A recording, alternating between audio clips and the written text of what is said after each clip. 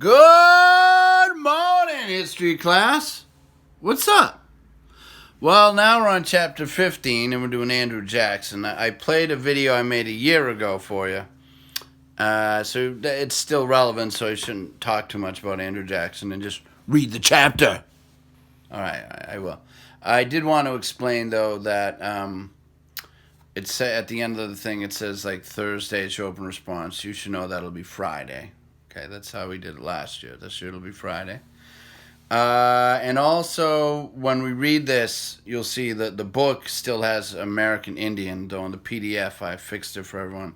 It says Native American. That's the way that Native Americans like to be called right now, so that's fine. That's what we'll say. It's the proper way to say it now. Back then, when the book was written, American Indian was still acceptable. All right, so we're going to learn about Andrew Jackson, that big dichotomy there. Great hero, strong president.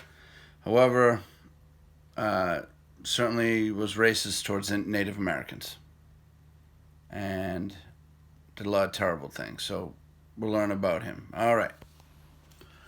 Chapter 15, Andrew Jackson. Andrew Jackson was the 7th president of our country. He was born near the border between North Carolina and South Carolina in 1767. Jackson's father died before Jackson was born. In 1780, Jackson fought for America during the American Revolution. He was 13 years old. Jackson's 2 brothers died during the American Revolution. His mother also died during the war. Jackson had to live by himself when he was only 14 years old. After the war, Jackson studied law and became a lawyer. Andrew Jackson wanted to help his country during the War of 1812. A large group of Native Americans called the Creek lived in the South. The Creek helped the British during the War of 1812. Andrew Jackson led his soldiers against the Creek. Americans fought the Creek for many months. Another group of Native Americans was the Cherokee. They helped Americans fight against the Creek. In March 1814, the Creek lost an important battle in Alabama. They surrendered to Andrew Jackson and stopped fighting. The Creek had to give most of their land in Alabama and Georgia to Americans. Jackson and his soldiers also fought Native Americans in Florida. Florida belonged to Spain. In 1819, Spain sold Florida to the United States for $5 million. Andrew Jackson became a hero. People liked him because he won the battle against the Creek and the Battle of New Orleans. Andrew Jackson became President of the United States in 1829. Sequoyah was a Cherokee who helped Americans fight the Creek. The Cherokees spoke their own language. They did not know how to write their language.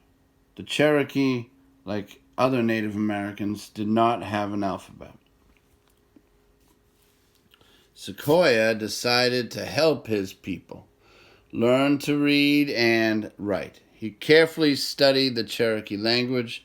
By 1821, Sequoyah had made an alphabet for the Cherokee language. His alphabet had 85 letters.